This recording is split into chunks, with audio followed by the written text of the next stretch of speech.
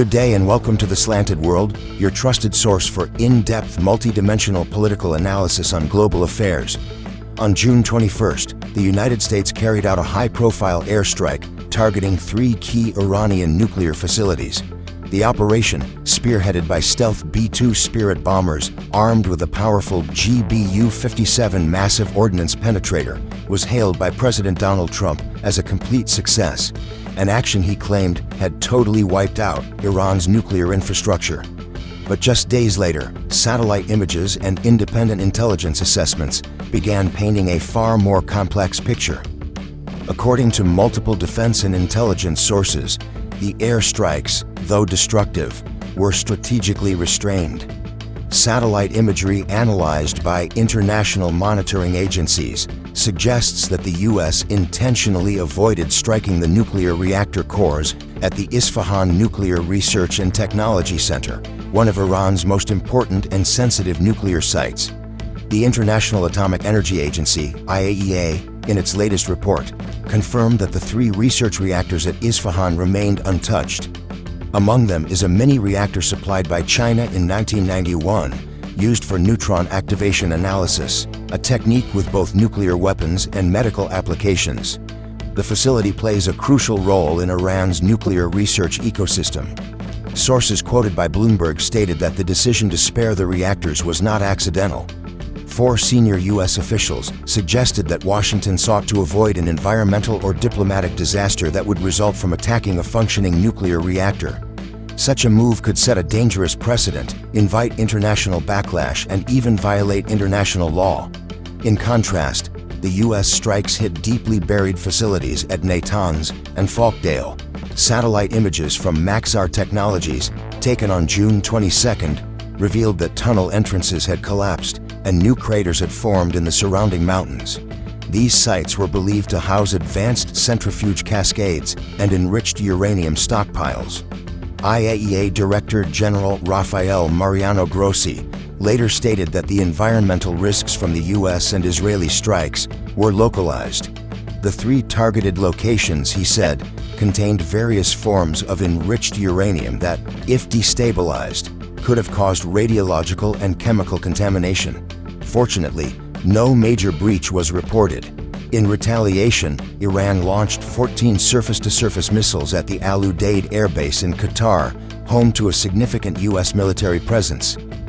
U.S. defense systems intercepted 13 of them. President Trump described the Iranian counterattack as weak and anticipated, noting that Iran had issued an informal warning in advance, which helped prevent casualties. He added that this measured Iranian response might signal an opening for diplomacy. Perhaps now, Iran is ready to move toward peace and stability in the region, he posted on social media. And I urge Israel to do the same. The time for peace is now. Yet Tehran categorically denied any ceasefire agreement. Iranian state-run media outlets, including MEHR News and Tehran Times, rejected Trump's claims as fabrications. They accused Washington of orchestrating a media ploy to manipulate public perception, pressuring Iran into de-escalation and fomenting internal dissent. Mahdi Mohammadi, senior advisor to the Speaker of Iran's parliament, publicly accused the U.S. and Israel of deceit, stating that their narrative was designed to lower Iran's guard before a potential next strike. He warned that the supposed ceasefire could be a smokescreen for further escalation. The current crisis didn't emerge in isolation. On June 13th, Israel launched a massive offensive codenamed Operation Rising Lion, targeting Iranian nuclear infrastructure and senior personnel. The attacks triggered an immediate and forceful response from Tehran, including rocket fire into Israeli territory. Iran's retaliatory missile strikes were conducted under Operation Harbinger of Conquest, led by the Islamic Revolutionary Guard Corps, IRGC. According to MEHR News, the operation was meant to deliver a clear and direct message to Washington and its allies. Iran will not tolerate violations of its sovereignty, and any aggression will be met with proportionate force. Brigadier General Mohammad Pakpour, commander of the IRGC ground forces, issued a stark warning. If the United States continues its provocations, it will face more severe, more regrettable consequences. This will be a lesson remembered in history. Despite the successful U.S. strikes, many analysts emphasize that they did not and cannot erase the scientific knowledge or strategic will Iran has cultivated over nearly 7 decades. The Islamic Republic's nuclear program, originating under the Shah in the 1950s, has become deeply ingrained in its national identity, scientific community, and defense doctrine. Even if Iran's enrichment capabilities were temporarily disrupted, its core infrastructure, technological, human, and ideological, remains intact. From the Western perspective, this is what makes Iran's nuclear ambitions so difficult to contain. They are not merely strategic, they are existential. A White House official told ASEAN News that President Trump's immediate goal is to end hostilities and re-establish stability in the region. The official confirmed that Trump would soon communicate directly with Israeli Prime Minister Benjamin Netanyahu, urging Israel to honor a phased ceasefire agreement. "We want a diplomatic resolution. We're not looking to escalate into a prolonged regional war," the source stated. Nevertheless, as conflicting narratives, retaliatory attacks, and war of information continue to unfold, it is increasingly clear that a sustainable peace remains elusive. Trust between the parties is at an all-time low, and the potential for miscalculation or accidental escalation is dangerously high. Thank you for joining us on The Slanted World. Stay with us for continued analysis on this evolving conflict and other global flashpoints. Don't forget to like, share, and subscribe for more deep-dive political commentary. Until next time, stay informed and stay critical.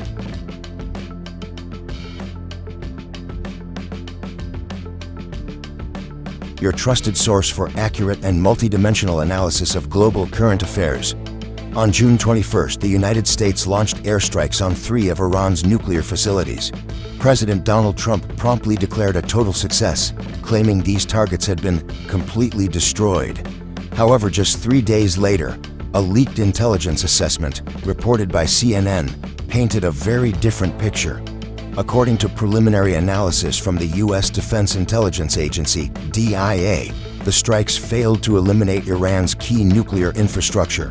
The country's enriched uranium stockpile remained intact, and its centrifuges, the core machinery for uranium enrichment, were largely undamaged. These findings were reportedly based on on-the-ground evaluations conducted by U.S. Central Command CENTCOM in the Middle East. This discrepancy between the White House's confident declarations and internal intelligence reports sparked heated debate over the operation's true effectiveness. White House Press Secretary Caroline Leavitt denounced CNN, accusing the outlet of spreading misinformation to undermine President Trump and discredit the pilots involved in the mission. Nevertheless, President Trump doubled down on social media, insisting that Iran's nuclear capabilities had been entirely wiped out and would never be rebuilt. Speaking before the UN Security Council, U.S. Acting Representative Dorothy Seres claimed the strikes had achieved their primary objective of reducing Iran's ability to develop nuclear weapons.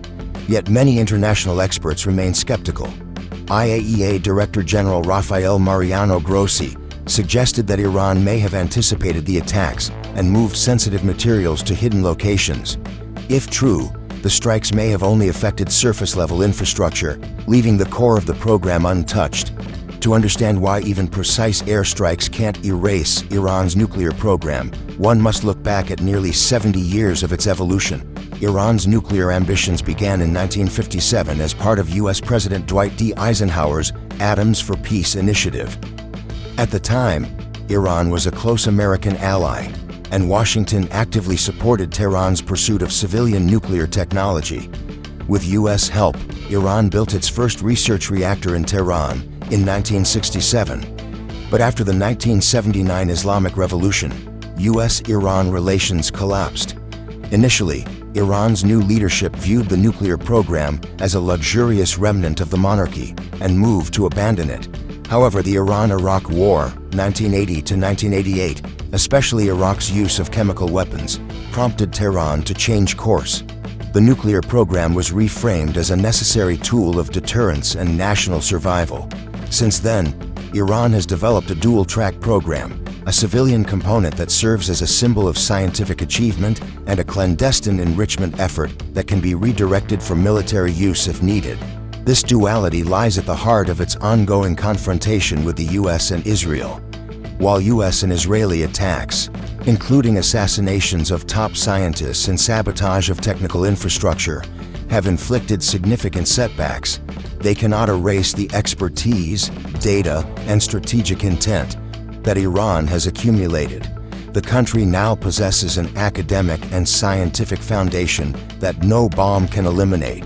Dr. Roham Alvandi, Director of Iranian History Studies at the London School of Economics, argues that under extreme pressure, Iran might make temporary concessions.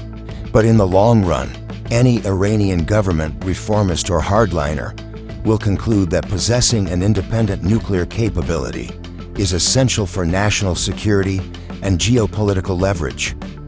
Ironically, far from deterring Iran, military pressure may deepen its resolve to pursue nuclear self-sufficiency. For a country that has faced decades of sanctions, threats, and isolation, nuclear capability is seen not just as a strategic asset, but as a matter of national pride and sovereignty. While the June 21st strikes may be viewed by some as a tactical military victory, the broader strategic battle is far from won. This confrontation is not merely about destroying facilities, it's about confronting an ideology, a national identity, and a deeply rooted geopolitical strategy. The question is no longer, will Iran continue its nuclear program, but rather, how will the United States and the international community respond to an Iran that grows more determined, more cautious, and more sophisticated in its nuclear ambitions?